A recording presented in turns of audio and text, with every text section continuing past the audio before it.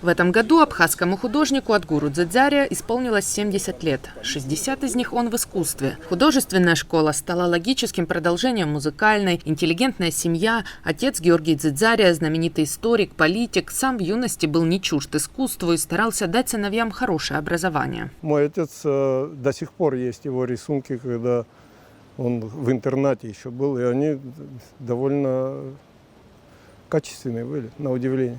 И они сохранились. Он никогда этого не делал потом, но его школьный рисунок, вот, можно сказать, гимназический, да, вот это, потому что интернаты тогда еще были, они такие очень, такой, вот на уровне гимназии, потому что и уровень преподавания был высокий и прочее. И вот его рисунки там очень даже неплохие.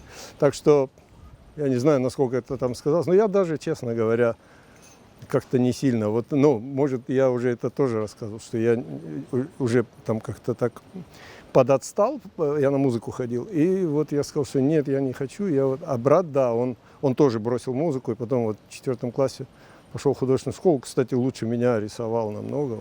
Я очень завидовал, они очень аккуратные. У меня чумазые рисунки были. Вот. Родители вот насколько могли пытались нас приобщить.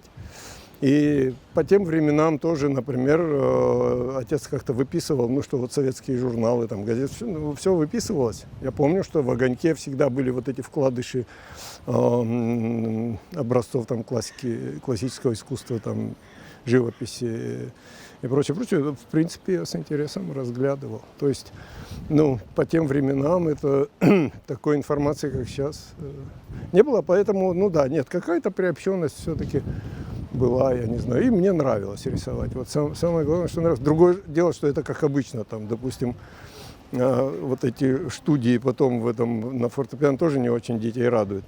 Здесь очень важно, чтобы вот это как-то вошло одно в другое. Адгур Дзидзария родился и вырос в Сухуми. В конце 50-х город был интернациональным. Абхазский язык уже не запрещали категорически, но и не особо развивали. Например, в абхазской школе Адгура Дзидзария был всего 1 абхазский класс. Я ходил в абхазский детский сад, в абхазскую школу, но везде атмосфера все равно вот русскоязычная была. Но она как бы, вот это был просто язык общения.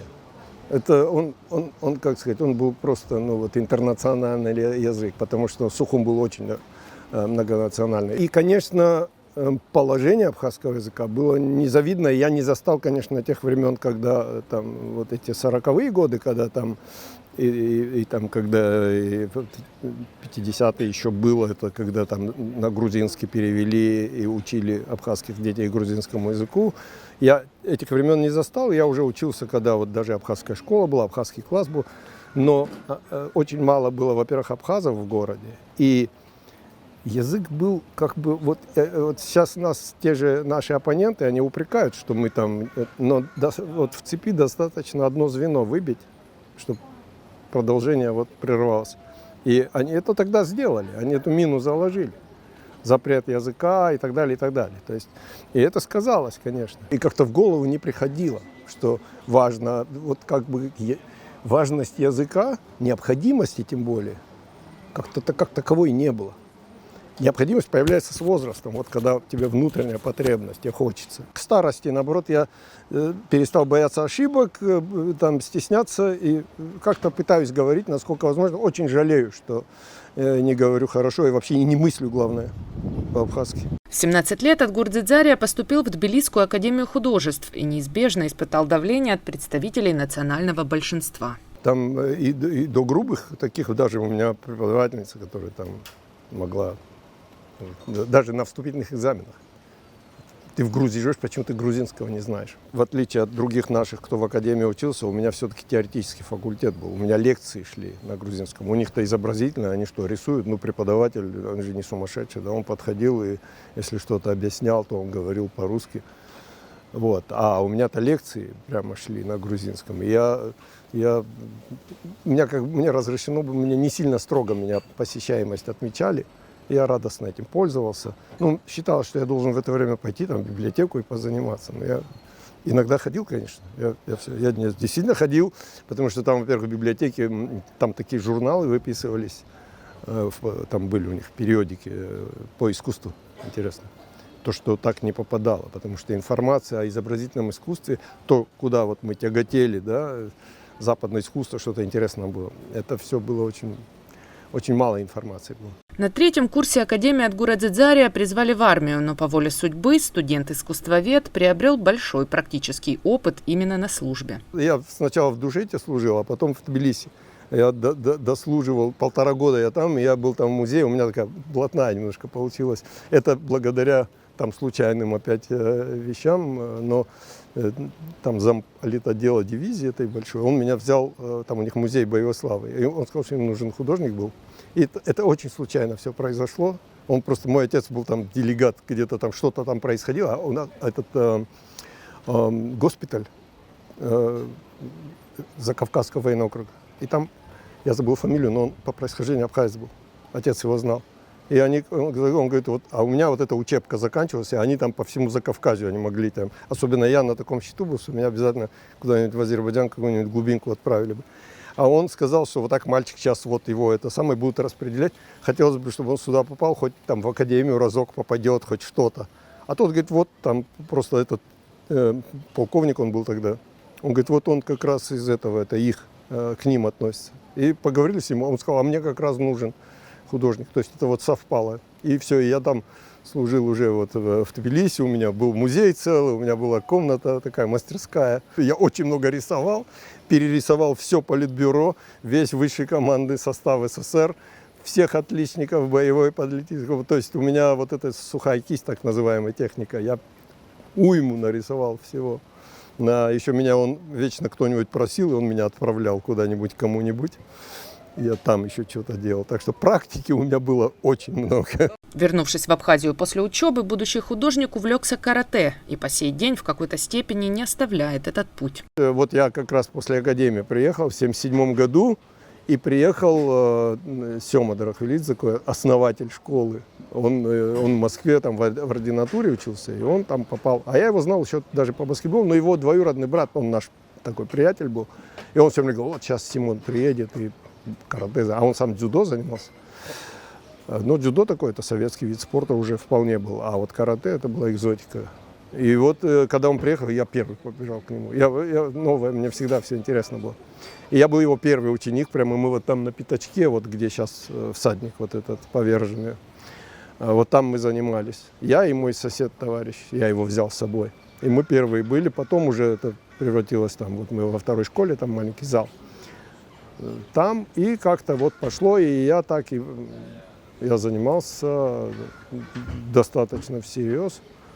Ну, потом, да, вот пришлось тоже опять, я в чемпионатах участвовал и так далее, но потом вот для меня дилемма такая была, то есть я все-таки не считал себя спортсменом, и я вот уехал в Таллин тогда, это 80, и заодно как раз там запреты начались на карате, это вот 81-й, 82-й, потом опять возобновили, но я занимался всегда, но уже не как спортсмен там, и как более традиционным. На самом деле они все имеют приставку «до», да? Карате-до, и как у них, и кобу-до, и карате-до, и дзю-до. И это все путь. И тя-до, чайная церемония. Это все кю-до, стрельба из лука. Они наиболее сакральные вообще у них. Это все именно имеет духовную основу. И все зависит от того, вот сейчас превратили, да, там, в такой спорт, задачи, победы, кубки и все. А на самом деле это все другое совсем. Интерес к восточной культуре, философии, как и к западному искусству, в том числе сюрреализму и авангардизму, у молодых людей в то время развивался вопреки традиционной советской социалистической идеологии. Потому что я видел эту всю ложь и фальшь. И это даже минимум, это, конечно, немножко получалась такая идеализация Запада. Да? Просто жизнь везде жизнь со своими сложностями. Люди везде люди. Человеческий фактор никто не отменил. Но, в общем, вот когда простые лишения вот простых свобод, это тотальный дефицит, и это все, просто эта экономика не работала. Вот она просто существовала за счет теневой экономики. Социализм не может быть, это законы природы, продолжение. Социалистический, я говорю, не может быть вот зонт социалистический или там пальма социалистическая. Это продолжение законов, и они работают по-другому. Например, из чего у меня должно было сложиться, что такое абстрактное искусство, когда я был маленьким, да? Мы выписывали, я говорил, что много журналов, в том числе «Крокодил» советский. Я очень любил, я всех художников по почерку узнавал, по стилю. Мы с братом даже, у нас игра была. Вот перелистывали, закрывали автора, угадать. И стопроцентные угадывания были, потому что вот настолько знал уже каждого. И там были такие пару художников, которые, они высмеивали Запад, особенно быт. Там был такой Юлий Ганф, он такие в основном политические, у него вечно какие-то военные темы, там вечно эти атомные бомбы, ракеты и так далее. А были такие, которые просто вот на бытовом уровне как бы. А для меня это информация. Я все равно смотрю, они же пытались изобразить там американцев, а я детали смотрел, потому что а где я еще видел? И абстракционистов, если они изображали, то, конечно же, это все там безумное швыряние красок, хотя и такое было, но там совсем другой контекст. Это я, когда я уже ознакомился вообще там с западным искусством, и, конечно, и ты понимаешь, что этот акт, и ты понимаешь, что там совсем другое все. С конца 70-х более 10 лет Отгур Дзидзария увлекался графикой. С 1982 по 1985 год изучал технику эстамп и афорт в Таллине в мастерской эстонской художницы, профессора-архитектора Виве Толли. Я же вообще занялся живописью в 89-м где-то году. А до этого я занимался графикой. Я поехал в Эстонию изучать именно вот когда это был здесь, когда я там выставил какие-то первые работы, таким тонким пером я сделал. И как бы реакция такая сразу, даже одну купила галерея наша. И я вдруг почувствовал, что нет атмосферы роста, не будет. Вот я просто себя как бы заявил, да, вот я сказал, ну вот я выставился, потому что мне сложно было выставиться. Я все время рисовал, но вот создать работу, это уже вот, это отдельный акт. Это тоже должно прийти, вот, и у меня вот это была сложность. Это то главное, чему, кстати, меня вот моя учительница в Таллине указывает. Это вот сформатировать, суметь создать работу. Это моя учительница, она же очень авторитетная была, и возможности были всякие. Я попробовал и литографию, все близкие вот, печатные техники я попробовал. Вот сейчас у нас будет выставка, там как раз есть образцы, но не все, но вот я, например, сериграфию пробовал делать, там вот один образец там 90-го года там я вот сделал. Это уже позже, я просто там была возможность, я тоже попробовал сериграфию. Но афорт мне оказался наиболее близок, ну, вот, и она занималась афортом. И я в него, конечно, погрузился. Хотя, я же говорю, я попробовал там, кому интересно, там есть мягкий лак, литография, там меццотинто, там разные техники есть. И, ну вот из всего я избрал вот этот афорт. Там есть еще акватинта, вот внутри уже как бы подразделение, которое вот это очень хорошо сочетается. И это очень богатый материал получился. То есть это меня, например, устраивало. Но в силу обстоятельств, просто вот 89-й год, здесь все вот эти события, как раз у меня две такие корпусные работы, вот я тогда делал. Они, то есть настолько как сказать, не соответствовали всему происходящему, да, наоборот, такая противоположность. Потому что здесь такая нервозность, митинги вот эти. А я приходил домой, она очень такая скрупулезная, очень тонким иглой, это специальную иглу, это отдельная тема. И через лупу я вот так вот сидел и делал. И они совсем другие. То есть вот если сравнивать, что происходит, и как противовес такой, скорее. Я вот эти две там работы, у меня такие дамы были там погрудные такие. Я вот эти сделал просто сам от начала до конца. Они даже в галерее у нас, они их приобрели в свое время, должны быть, по крайней мере. Потому что афорт там прелесть в чем? У него есть тираж. Там ты небольшие тиражи делаешь, ну зависит от, конечно, твоих аппетитов. Но обычно, и чем меньше тираж, тем ценнее, конечно. Но они все считаются оригиналами, потому что вся работа делается на доске медной или там есть цинковой, и даже иногда на стали делают. Но это, по-моему, только в Советском Союзе делали. В 1987 году Отгур Дзидзария создал иллюстрации к сборнику стихов Фазилия Искандера «Путь». Позже их хотел купить Российский государственный музей изобразительных искусств имени Пушкина, но комиссия не одобрила. Я, во-первых, вот иллюстрации к Искандеру, они сделаны это вот в технике афорта. Да, это советский писатель в Москве издавал. И он как-то брякнул просто, что ну, можете и в афорт. И я взялся в афорт, а у меня здесь ни базы, ничего не было. Я вообще тут на коленках делал. Это вообще отдельная история, как я их делал. И это все в спешке. И я был результатом не очень доволен. Но они почему-то стали довольно популярными. Их везде вечно используют. И там даже в этом и увеличивают до невозможных размеров. Пушкинский музей хотел их купить. Была история, да, была. Но там не по их вине не сложилось. Они это редко собирают, комиссию, а в комиссию входят там из МСХ, то есть работники Московский союз художников.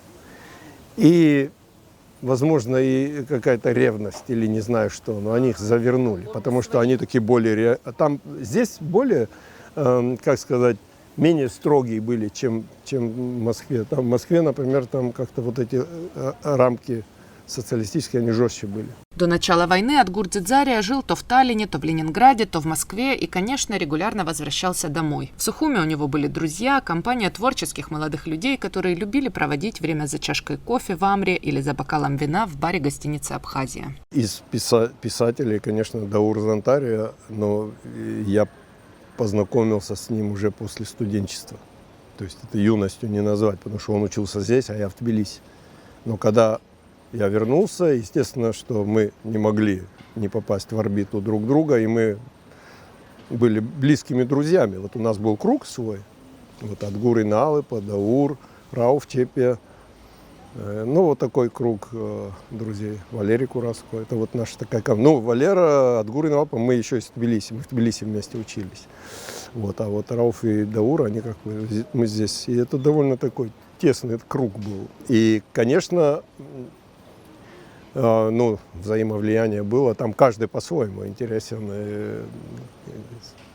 Я думаю, что такое взаимное было, потому что вот у Даура очень много у нас переплетается вещей. Я делал ему иллюстрации, там иногда какие-то мои темы он подхватывал, и он превращал потом вообще в вот у него есть «Пожиратель голубей». Это все вот сплелось просто из наших каких-то историй и каких-то там моих пересказов или еще чего-то. Известие о начале войны застало Отгура Дзидзария в Москве, но он предчувствовал ее приближение задолго до 1992 года. Я, честно говоря, знал, что что-то будет. Вот как только приняли вот эту декларацию, да, за год где-то до этого, по-моему, в 1991 году, о независимости, я просто слишком хорошо знал наших оппонентов, да? Я слишком хорошо, и я знал, что у них нет инструмента никакого для решения этих вопросов, и они не готовы какими-то другими, потому что вот здесь, когда наш тот парламент еще, или как он тогда там назывался, Верховный Совет, у них там шли вот эти вот, когда дебаты шли, они, потому что они чувствовали за собой силу, и вот это вот, потому что вот эта атмосфера, я же знаю, что здесь происходило, вот при Гамсахуре, первое вот это столкновение в 1989 году, они думали, что просто силой могут все решить, и они не считались с нами. Должны были считаться, потому что вот там были попытки тогда, даже в тот день же предлагался, да, проект, там, по-моему, конфедеративный, я плохо запоминаю эти вещи, но факт, что мы пытались найти какую-то форму сосуществования, а они категорически были настроены, потому что ощущали, что могут диктовать. И общая ситуация такая. Поэтому я, в принципе, вот в течение этого года, я жил в Москве тогда. Я здесь даже, я и не прописан был, и ничего, то есть у меня никаких здесь нет. Так сложилось. Обстоятельства вынудили сделать так, что я еще до войны, мне пришлось просто отсюда сняться, все просто, и перевезти в Москву. Ну, там связано с квартирным вопросом, там по-другому не решался бы. У меня семья в Москве была, поэтому я... И все, и у меня как бы... Но, естественно, я следил и знал, что происходит, и насколько возможно. Но тогда источники информации — это Вести, вот, новостная программа. И я каждый вечер слушал, каждый вечер. А в тот вечер я прозевал, потому что я вот в мастерской был, я каждый день ходил, работал, это лето же было. И я помню, что я коллаж какой-то делал. И я почему-то завозился. А коллаж, он очень провоцирует, потому что там все время есть, как сказать, множество вариаций. Двигаешь, оно... И вот ты все время... И я уже так устал, потом я думаю, ладно, утром приду и на свежую голову уже приклею. И пошел домой, а дома никого, они все на даче, моя семья была, я один был. И пропустил Вести. И позвонила тетя моей бывшей жены. И она мне сказала: Отгур, вы знаете, началась война. А это кухня, я помню, это обычная московская кухня такая. И я сижу, у меня так текут слезы просто, тупо. И я не курил, я закурил, я не знаю, откуда я сигарету взял. И это был, да. И я позвонил Бесику Агрба. Это единственное, что я мог сделать. Я позвонил, он говорит, завтра ребятам какое-то абхазское кафе там собираются. А у меня даже денег нет, там полечу, там денег нет. Просто в кармане какие-то копейки. И на следующий день поехал туда. А там, да, действительно ребята, и ко мне подошел Алик Айба, есть такой. Он говорит, слушай, говорит, надо... А там, потому что Бесик сказал, что даже там и карусами кое-кто поехали. Ну, в общем, я подумал, ну вот, как. А он говорит, надо лететь в Махачкалу, полетишь? Я говорю, ну да. И вот это такая, это не, как бы, я не знаю, это разговор такой, но это очень, я вот недавно думал, как вообще это все возможно было. Но тогда, и вот мы прилетели в Махачкалу, а дальше в Нальчик, потом там, ну, я был такой просто, ну, скорее, мальчик на подхвате, потому что там они больше там знали, что это связано было с оружием и там с какими-то вещами. Ну, в общем, там такая длинная история, и потом мы, в общем, в итоге через перевал, это пешком, ночью мы перешли через перевал, вот к Аватхаре спустились, и уже оттуда я попал в Гудауту. Зачем почти 40-летний художник без копейки денег отправился пешком через перевал в эпицентр военных действий? Хотел разделить судьбу своего народа, какой бы она ни была. Я скажу честно, я боялся, что, потому что я же знал соотношение, да? Я знал, что они напичканы, во-первых, вот этими закавказскими военными округами, там у них куча чего им оставила Россия. Я же знал, и что у нас? Я же знал, что у нас ничего нет, двустволки будут. Я видел этот танк, абхазский танк, который наварили, там, с песком, там, и так далее. Ну, это же чушь. Да. Я боялся одно, что как это, всех убьют, а я останусь. Вот клянусь, это, наверное, было самое... Ну, то есть, вот хотел разделить судьбу, я не знаю, что будет. Я не знал, что будет. А там оказалось, ну, все совсем не так, как я боялся, мне казалось, что все это пройдет вот такой вот прямо как ураган, да, и все сметет, и все, и ты просто не... Но когда я туда попал, там мои же друзья, которые там бродили, где оружие достать там и так далее, и как-то все достаточно размазано было. И я не знал, куда примкнуть и так далее. Потом мне там предложили, там резервный полк, и там предложили тренировать. Вот я же боевыми искусствами занимался. Вот я там, ну там сначала даже пробовали со всеми, но это нереально было. Потом там как-то сузили до такой спецгруппы. И вот турецкие абхазы еще у меня были. Кто-то мне даже сказал, что ему пригодилось. Я говорю, да ладно, столько времени заниматься, это мало. Но ну, я, конечно, старался, как сказать, потом без всяких глубин и без всяких тонкостей, да, то есть надо было какую-то вот, ну, практически какие-то вещи, которые вот просто могут пригодиться. Зимой 1993 года Отгур Дзэдзаря отправился обратно в Москву. Надеялся доделать выставку, заработать денег, помочь своей семье. Честно говоря, семья, она в довольно сложном положении, их оставил там. Они вообще понять не имели, даже куда я делся, потом это все обнаружилось. И там был такой момент, и я подумал, давай-ка, я думаю, ну, или я иду и там сижу в окопах, а вот это, ну, или и там еду и решаю какие-то дела и возвращаюсь. Потому что, ну, вот так вот, мне казалось это праздным, вот быть в этом резервном полку, да, там, я там при штабе причем там и так далее. Но мне это все казалось, тогда так казалось, потому что, как сказать, участвующих в боевых действиях было с избытком. То есть там была ситуация, когда я помню, я вот в Эшеру, там, я муж не бедному, я приехал, я вот все искал куда-то там, а там тоже спад, а оказалось, почему спад? Именно когда я уехал из Гудауты, наступление на Гагру пошло. Вот как будто нарочно, да, я уехал, я приезжаю, они пошли в это самое, вот это взятие Гагры было. И вот после этого мне один сказал из моего взвода, кого я обучал, он говорит, знаете, ваши уроки, говорит, я не стал расспрашивать, что там, но сам факт.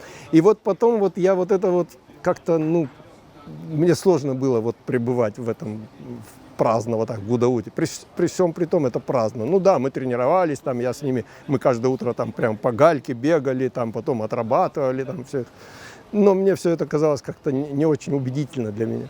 И я помню, что есть такой Никсон, это Адлиба, и мы с ним, я в Афон пришли, я сказал, что ну все, вот надо куда-то идти нам.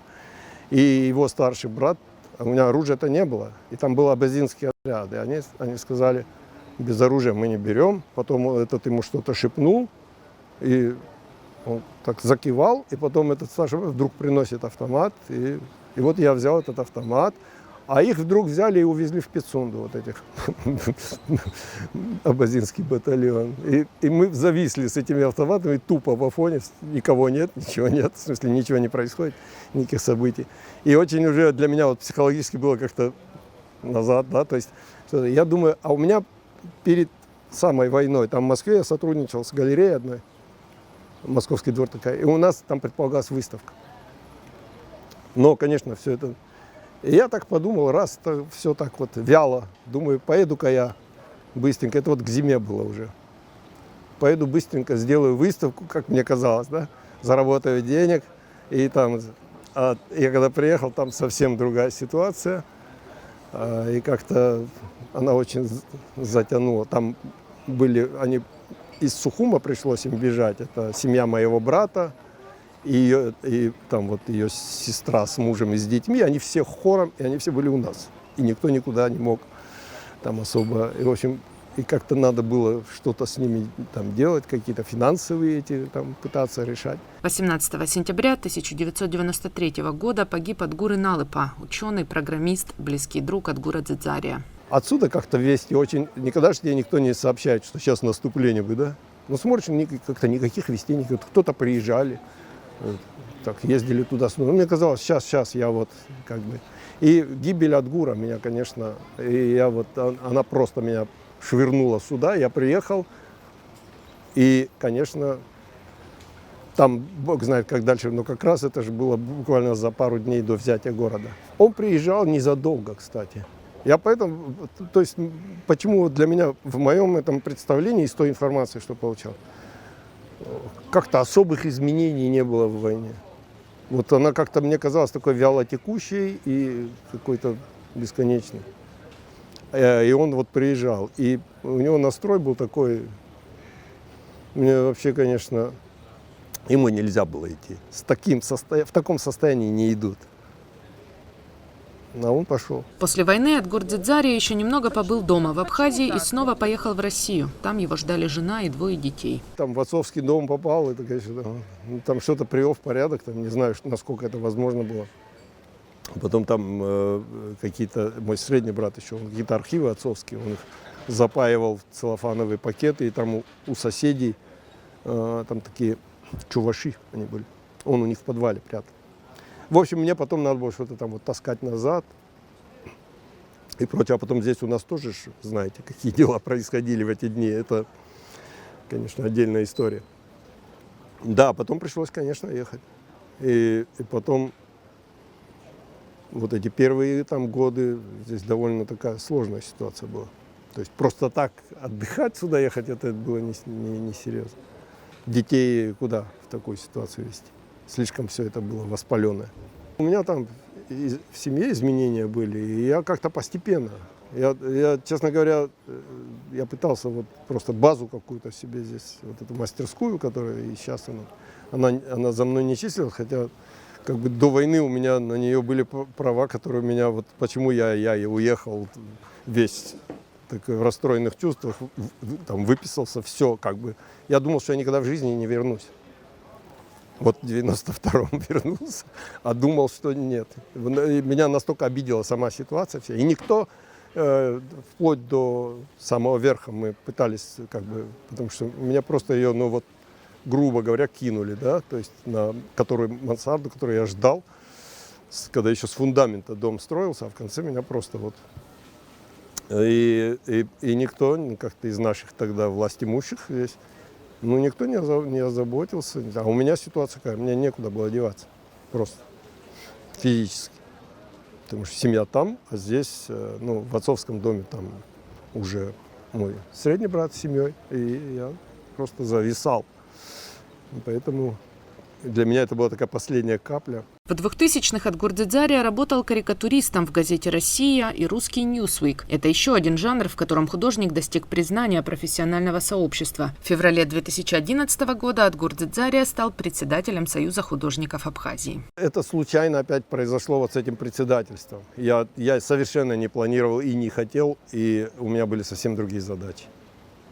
И я как-то поддался на... Мне казалось, что вот действительно есть желание что-то там изменить в нашей жизни, но это не так. Я понял, что это все уже слишком как-то часть нас такая, и в отдельно взятом вот этом сознание сложно изменить. И, к сожалению, это все продолжается. Я не хочу обычно, почему я как-то дистанцировался, я не очень участвую вообще ни в чем по возможности. Если где-то уже очень совсем нельзя не участвовать, я в основном не участвую. Потому что я считаю, что я и так погубил много времени. И видя, что люди ничего не хотят изменить, и их устраивает все как есть, мне как-то нечего сказать. Я, к сожалению, 5,5. Я даже пересидел там. Хотя я, честно говоря, я на 3-й год уже написал заявление, хотел уйти. Но просто так сложилось. Эльвира попросила, потому что это вот перед ремонтом было. Но я уже внутренне дистанцировался, я просто формально ходил. И я даже в ремонте я не смог даже мелочей каких-то добиться там, так, как мне представлялось. Все равно у нас прораб главный. В ремонте чего? Выставочного зала. Да, и это вот от Гурампар, которого тогда как-то мы так содиректором зала сделали, вот он с ними уже занимался, и даже это. И вот из-за этого мне пришлось даже чуть пересидеть. Хотя я же говорю, я вот на 3-й год уже был все, я понял, что это все бессмысленно. Хотел уйти. Последние годы Адгур Дзидзария живет и работает в своей мастерской. В том числе сделал серию эскизов для памятных монет Национального банка Абхазии. У меня вот такой смешанный процесс. Я из-за всех вот этих событий, я, во-первых, был большой период, когда я вот эти монеты делал. Это как-то отбирало времени, уводило от живописи.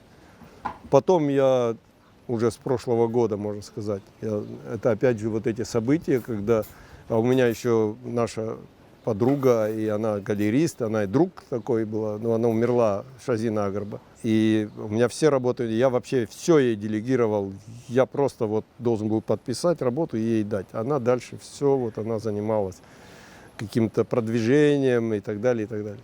И когда она умерла, конечно, я растерялся полностью.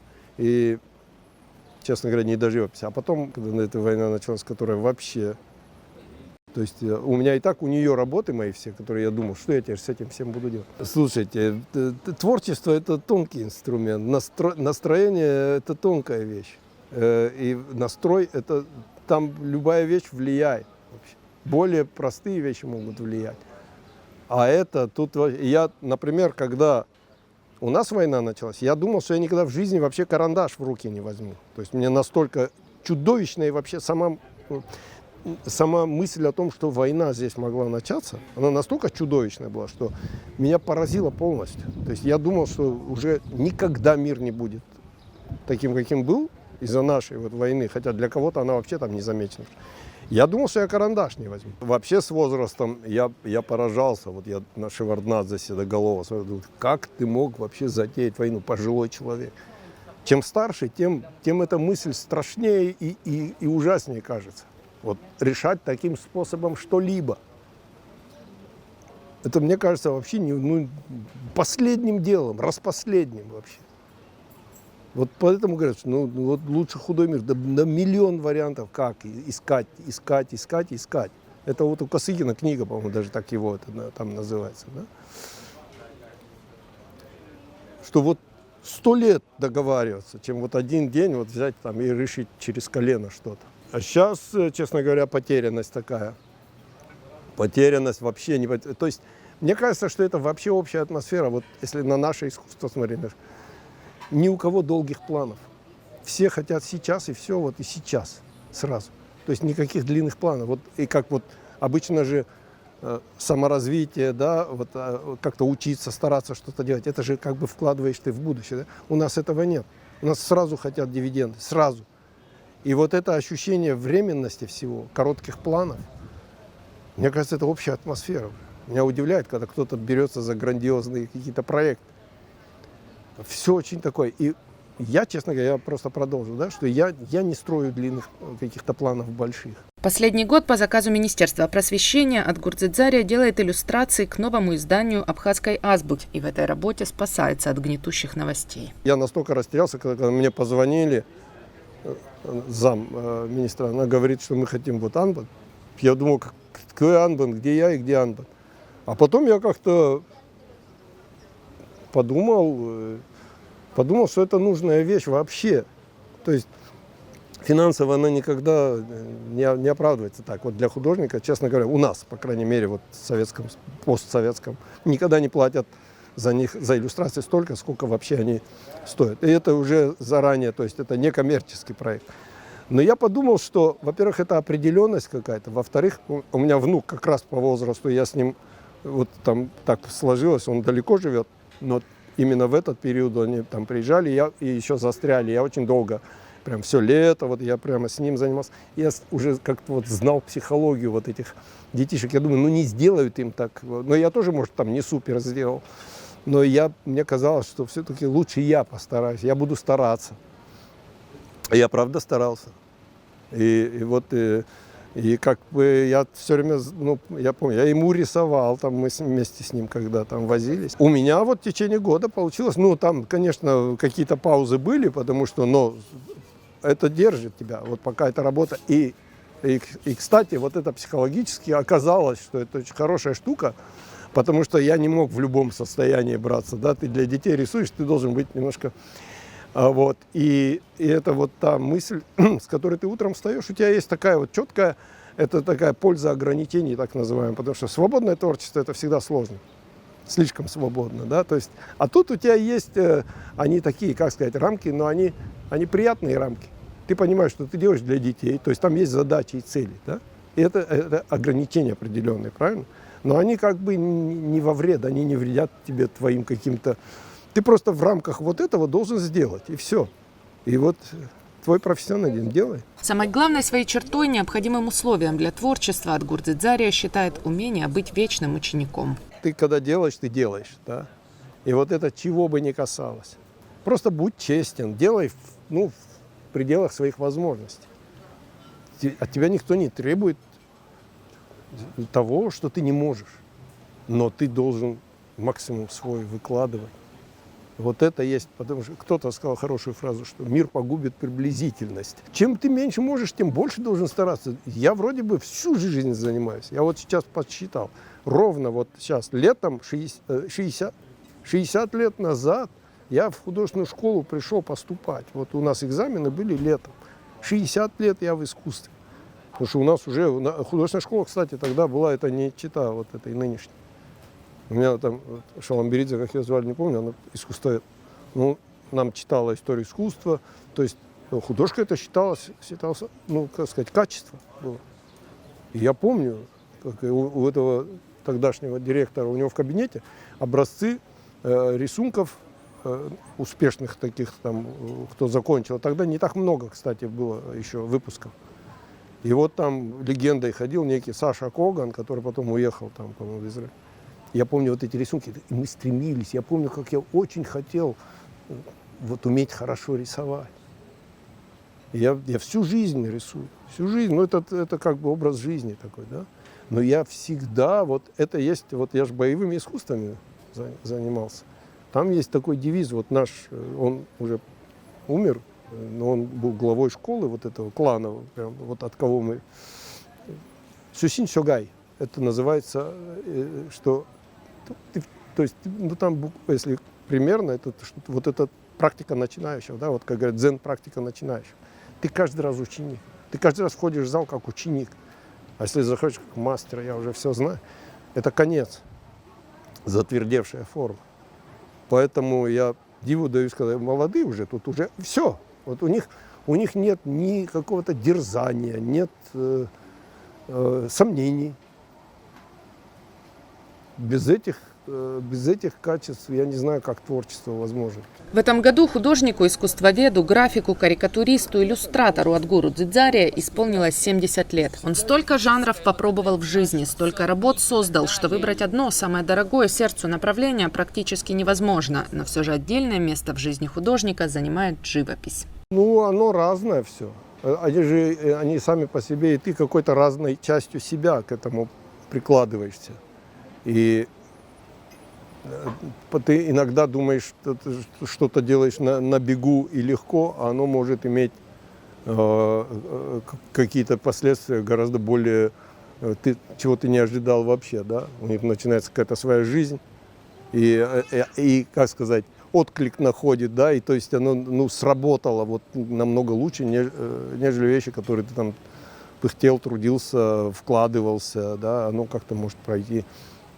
Не всегда это, как сказать, пропорционально твое вложенное усилие и как бы результат. Но есть там, ну, просто если как сказать, на уровне метафизическом, если брать, да, то, конечно, самые ну вот из того, что я делал, опыт постижений каких-то, он, конечно, больше был в живописи. В живописи, то есть вот ну там и задачи себе ставишь, как бы, ну более, ну вот опять без метафизики никуда, вот какие-то такие. И потому что там она сама природа такая. Потому что это же иллюзия, обман, что это холст и краска на нем. И возникает что-то, нечто. И вот это таинство. И вот там это ну, наиболее, наверное, для меня, вот как личности, да, погружение каких-то в тонкие сферы, вот скорее всего там. Хотя в графике такая мистика бывает. Все-таки изображение это тоже какая-то штука нами не очень познанная. Не случайно боялись там изображений там, или где-то наоборот запрещены. То есть это вокруг этого есть что-то. Поэтому это не разгаданное, но оно и потому и интересно, что не разгадано. И вообще мы не знаем. Кто-то, я помню, это чуть ли не уж нитки. Это кто-то, ну то есть вот быть проводником, да, просто быть качественным проводником. То есть вот ты пропусти точно, дословно, да, что тебе идет. Это же интересно, что это как бы где-то находится. Оно просто через тебя приходит. Поэтому мне кажется, что вот в живописной практике все-таки ну, больше этого было. Хотя, вот я же говорю, в графике тоже какие-то чудеса случаются. Хотя это я графику уже с тех пор, как я живописью занимался, ну, более как бы играючи делал. Даже в 70 лет Адгур Дзидзария себя художником не называет, ну, разве что для простоты объяснения сферы деятельности. Его удивляют молодые люди, которые с увлечением рассуждают о своем творчестве и таланте, о своих достижениях и наградах. Адгуру Дзидзария ближе восточная философия, в которой главное движение и то, насколько ты честен и старателен на своем пути. Не переставать учиться, не закостенеть, быть открытым миру, Богу и всему новому. Вот что по-настоящему важно для Адгура Дзидзария. Надежда Боровикова, Сасрык Павлуха, Абаза ТВ.